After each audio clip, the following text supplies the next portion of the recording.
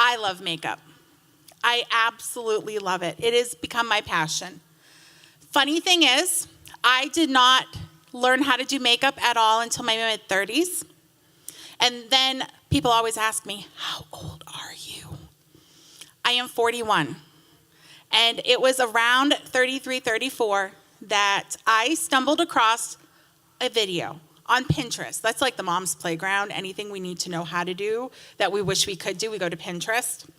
And the kids were at school, and I was looking for something, and this video popped up, and it was this young lady, and she was showing how to do foundation, and I was like, shut the front door. That's how you do it.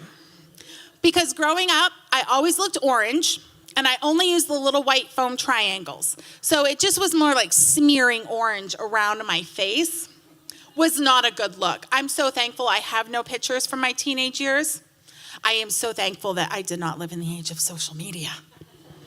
So I figured if I needed to learn how to do foundation, y'all might need to learn how to do foundation. Because to me, anything else above foundation is just fun. If your foundation's wrong and you look orange, you are not going to like anything you put on top of it.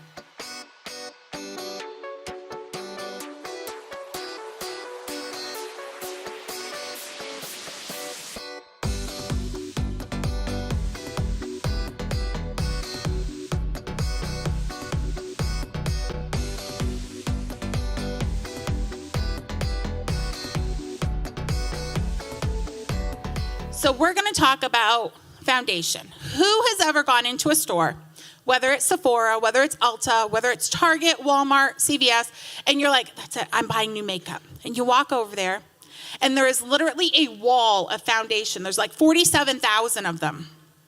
And you're like, I have no clue where to even start. And it's so overwhelming that you turn around and you walk out because you just can't do that.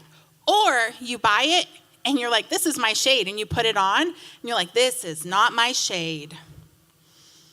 It's because of a few things. First is the undertone of your skin. Everyone has it, and it matters almost more than your shade. Undertones are just that, the underlying tones that affect the overall hue of your skin. There are 3 different types. You're either a cool, you're a neutral, or you're a warm. All right, so we're going to look at our wrists. This is the best way to tell, or one of the best ways. If you are a cool girl, your veins are going to look blue or purple. And if you're like, they don't look that, don't worry, I'll get to you. Your skin is usually going to be rosy or pink. You're going to be my kin, and you are going to burn like no tomorrow. No amount of sunscreen is going to save you. Your eye color is going to tend to be green, gray, or blue. Your hair, the natural one that you were born with, not the one that you go in and order, is going to be ash, platinum blonde, brown, or black with a blue hue. Did you know that black hair is either has a blue cast or a golden cast? If in the sunlight, it's got like a bluish undertone to it, this is you. Silver jewelry looks amazing on you. And when you look at your closet that Jody has organized, you're going to see more jewel-toned pieces. You're going to see more navy blues and deep, rich purples and emeralds. If you are a neutral girl, which this is me, your veins are going to be hard to see. You can see where they are. They might not have an apparent color to them. Your skin is going to have no obvious pink or golden look to it, or if it does, it's going to be really subtle. And you're going to burn, but it's going to turn to a tan. It can be any eye color, and your hair is usually blonde, brown, or black. You look good in both gold and silver. You're like, hey, I can wear both. And your wardrobe is a mixture of jewel and earth tone colors. My last is warm girls. Your veins have a greenish look to them. So now everyone's looking at their wrists because they're like, what am I? Sometimes it's best to see in natural daylight. Incandescent lights play tricks with your veins. Your skin is golden. And you are like my friend who goes out for 5 minutes and is sun-kissed. No joke, she is. summer is so fun because I'm like, can we be inside? She's like, can we be outside? Your eyes are hazel, amber, or brown, and your hair is strawberry blonde, auburn, brown, or black with a gold cast to it. You look better in gold. And your wardrobe has those earth tone colors, that olive green, that brown, burnt orange, mustard yellow.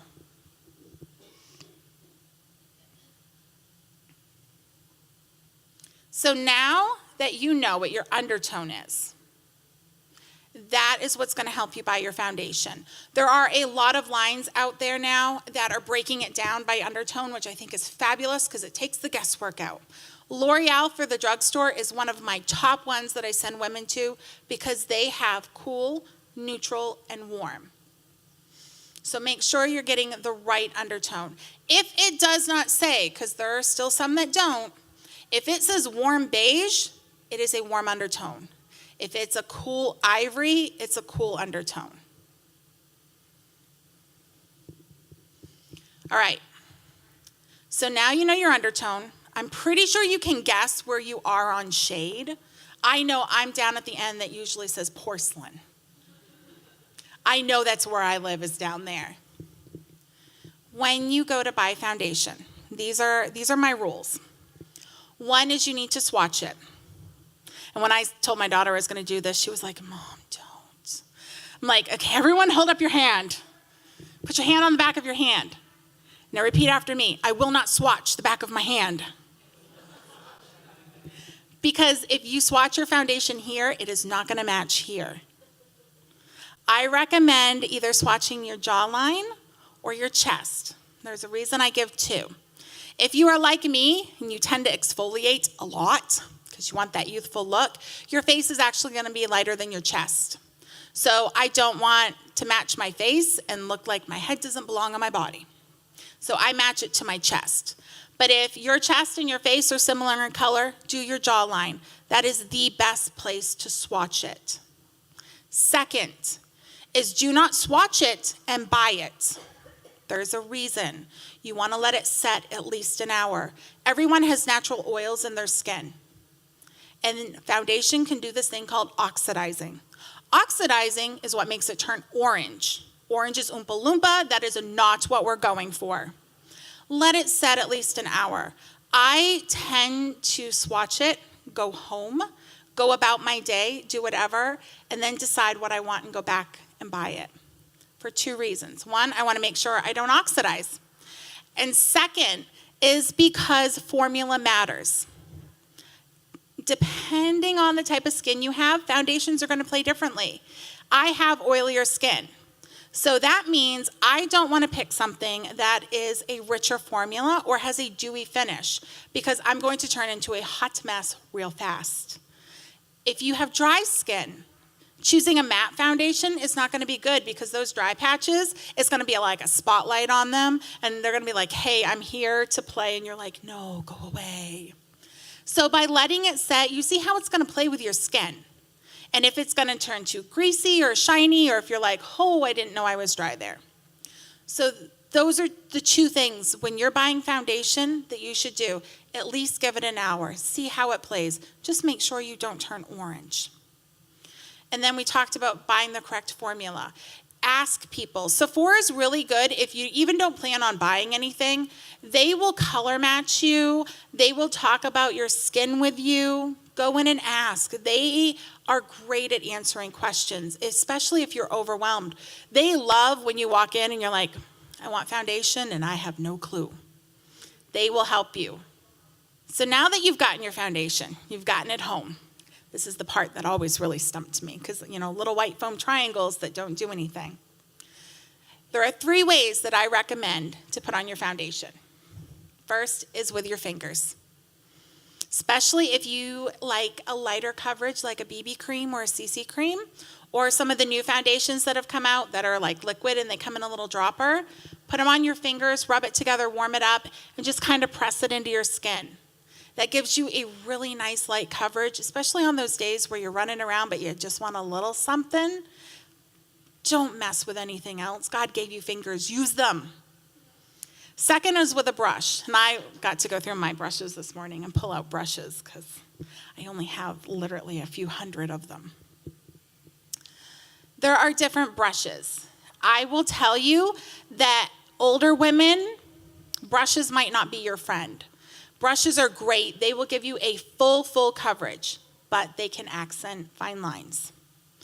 I know I can't use brushes around my eyes because even though my BFF says I don't have them, I do have lines. I do have wrinkles. They are there. I just know how to hide them. But there are 4 different types of brushes. First one is the one that every kit comes with, and it's called a foundation brush. It's a flat, hello, the room leaned. It's a flat brush. Looks like a paintbrush. I hate these brushes. There are makeup artists that swear by them. I cannot make them look good. You're supposed to just kind of paint the foundation on your face. I end up looking streaky. And then I forget that you're supposed to go down and I go up, and then all the little baby hairs are standing up. And that just really doesn't look good because now I look like I have a beard on top of the foundation. So I use these for face masks. But there are 3 types of brushes that you can use. Let's see if I can juggle. This is a stippling brush. And I will have these if you want to see what they look like. This has dual fiber, meaning the little black part at the bottom is shorter than the white part at the top. And this is really good, especially if you don't want it to settle in your fine lines, to just buff it into your skin. Little circular motions. This is great for older women that want to try a brush. If you want a really full coverage, you're going to want one of these. These are what's called a buffer brush, and they are really dense, tightly packed bristles. Some are a little bit denser than others. This one is like super duper dense. And all you do, again, is you press it into your face and make little round buffing motions with your foundation. But like I said, I don't like brushes. I like beauty sponges. And this is why I like these. They make your skin look airbrushed. Like, no joke, cheapest foundation will look like it's airbrushed. This is an actual beauty blender. You can get all different types of knockoffs. You don't have to spend the $20 on this one. You did not hear how much that was, by the way. To use this, this one is beautiful. It's pink. You're going to put it underwater, and you're just going to kind of squish it like this, and it's going to fill up with water, and it's literally going to double in size. It's like a magic trick. And then you're going to wring it all out, get out all that water so that it's just damp. And then you're going to either dot your foundation all over your face, or be like me and pour it on the back of your hand and then dot it on. And then you're just going to press it into your skin. And what this does is the water shears it out just a little bit so it doesn't settle in those fine lines, and it gives you an amazing airbrush look, especially for concealer under your eyes, girls. I use the little pointy end, and it gets right up in there. Does not settle. Set it with powder. You are good for the day. My makeup was on 14 hours yesterday. So if anyone saw me at the end of last night, I thought it held up pretty good for running around sweating. Just saying. So that's breaking down your foundation. I know for me, that was like the door that opened it all up. Because once I could figure that out, then I could play around with what I put on it. I could play around with blush and see what looked good. I could play around and figure out that whole contouring thing. I could play around with my eyes and my eyebrows. For me, that's my playground. I get to play and experiment. But you have to have the foundation good first, or else any of that, it's just not going to look right.